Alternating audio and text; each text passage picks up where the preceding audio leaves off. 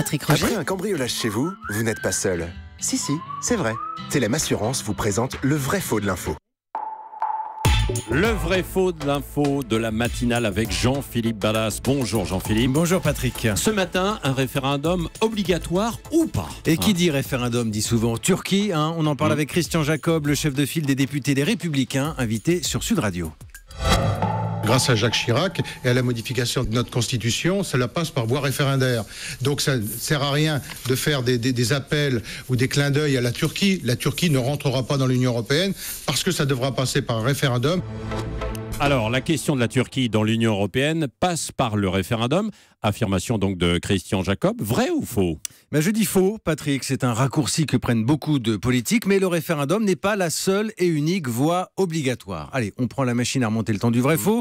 On va pas très loin, on s'arrête en 2008. À l'époque, le président Nicolas Sarkozy veut dépoussiérer la Constitution. Et il est notamment question de l'adhésion d'un nouveau pays à l'Union européenne. Évidemment, on pense tous déjà et surtout à la Turquie. Et c'est d'abord la voie du référendum obligatoire qui est décidée, article 88-5. Ah c'est bien ce que dit Christian Jacob. Oui, sauf qu'il va y avoir du changement ensuite, Patrick. Une modification du texte, ça on en parle moins. Mais finalement, le référendum ne sera pas systématique. Il y a une alternative. Quelle est-elle ? La voie parlementaire, à condition toutefois que l'Assemblée et le Sénat soient d'accord à la majorité des 3/5.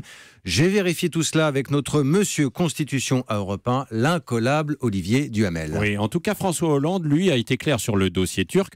Ce sera quand même la voie du référendum. Alors, on est d'accord, c'est le président qui décide. Alors, c'est pas pour tout de suite, c'est pas avant 2020, mais encore une fois, le président a le choix entre la voie parlementaire VOIE et la voie du peuple VOIX. Mais au-delà de la Turquie, il faut savoir quand même que la question du référendum, c'est toujours un sujet délicat pour les politiques. Ils le savent, les Français parfois ont tendance à se moquer du thème et ils profitent surtout de l'occasion pour dire une colère bien plus générale. C'est ce qu'Olivier Duhamel appelle, non sans humour, la loi Woody Allen. Je vous explique, il cite une phrase célèbre du cinéaste. La réponse est non.